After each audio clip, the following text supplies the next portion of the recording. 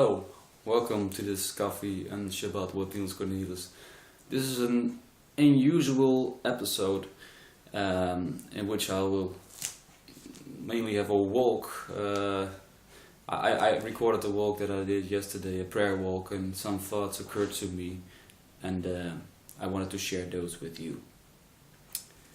It's mainly about a phenomenon called Christian Palestinianism. Well, you will see the video. I'm sorry for the the fact that I didn't point the camera right, so you mostly see only my mouth. But I hope you enjoy it, and I hope you will keep praying for Israel and keep praying for the whole situation there. Also, pray for the Arabs to convert and stop their hostility. Well, God bless you and have a nice Shabbat. Goodbye. Welcome to a very unusual Coffee and Shabbat with Niels Cornelis. This time there is no coffee, but there is a lot of snow. And I'm here just walking, praying to God. And I thought, well, maybe I can share some of my thoughts in here. I was thinking about one thing called Christian Palestinianism. Well, mainly that's a teaching that teaches that it's from the replacement theology, and it proceeds even into thinking that the Palestinians instead of Israel, God is on the side of the Palestinians instead of Israel. So it denies the idea that Israel today is the work of God. And I was thinking about this, and I thought about the words of Yeshua, who says that the false teachers in the end times will even be able to, almost be able to deceive the very elect of God. And I strongly feel that this kind of teaching is a false teaching that originates in the father of lies. And this teaching tries to kill the faith of true believers in Yeshua. And I think faith, a lack of faith, is one of the main reasons that this teaching can proceed. Because God promises that Israel will again become a state. And God also says that there will be wars in that time. But now it appears that a lot of Christians do not have enough faith or something to acknowledge that God is working in this, and God can let His kingdom rise in this current situation. Because it's true, we do not see the kingdom of God as we wish to see it. We would want to see love and peace and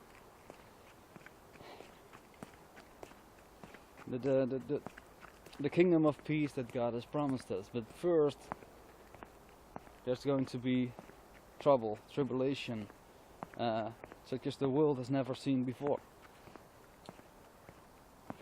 First, He's going to bring all His people home, and if other people are living in that home at that time, yeah, what are we to do? I will not make any political statements on that one, but we have to trust in the Lord that He is doing His work in Israel, and that what He has promised will indeed come true. So there must not be a lack of faith in that. And if we doubt that, we see what Israel is doing in the land and how they are oppressing other peoples. Can it be that it is a lack of faith that makes that we cannot believe that this is the work of God? The lack of faith that God can indeed use situations like this for His own purposes.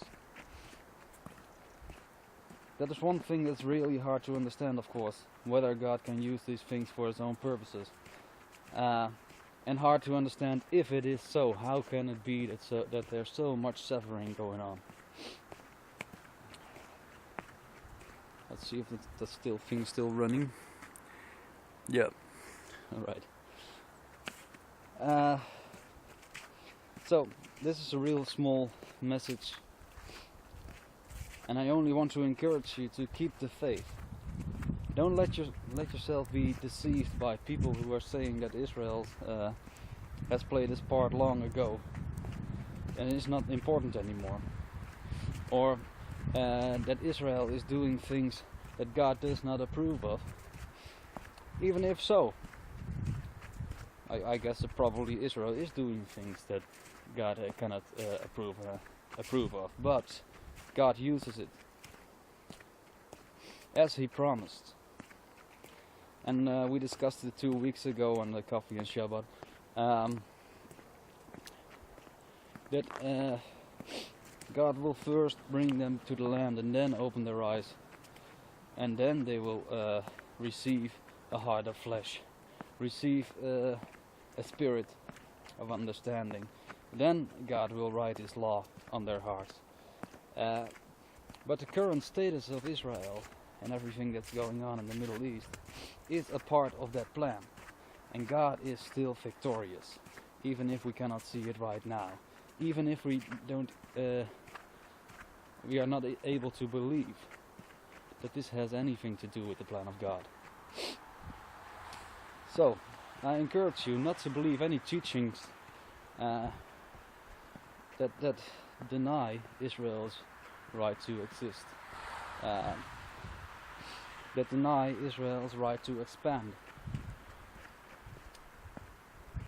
Because it might just be that we are just working against the Lord our God, who still is the Lord and God of Israel, the God of Abraham, Isaac and Jacob.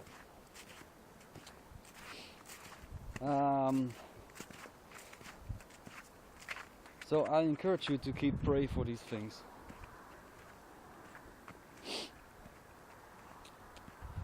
And to make sure that you stay on the winning team. And in closure, I want to read something to you.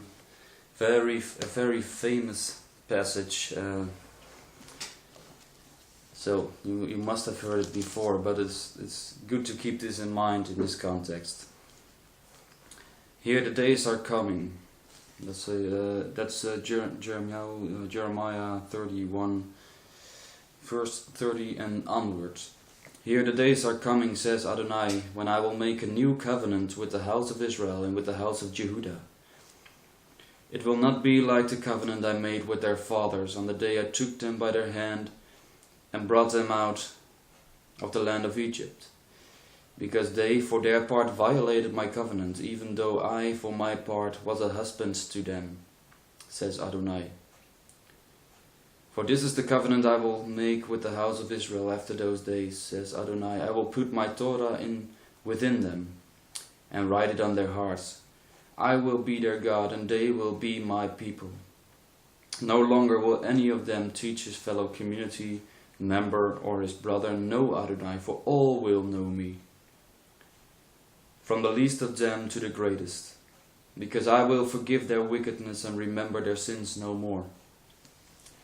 This is what Adonai says, who gives the sun his light for the day, who ordained the laws for the moon and the stars, to provide light for the night, who stirs up the sea until the waves roar.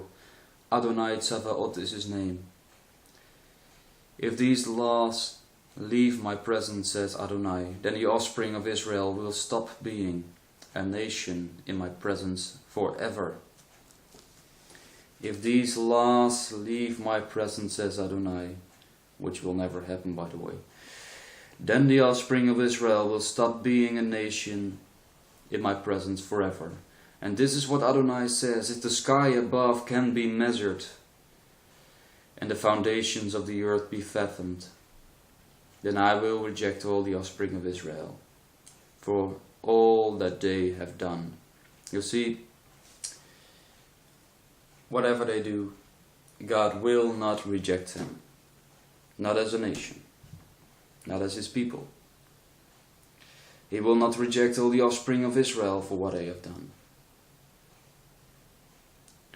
Well, I'll keep it with that. Keep these words in mind. Read them for yourself. Jeremiah 31. Actually, it's a good idea to read Jeremiah 30 on to 33.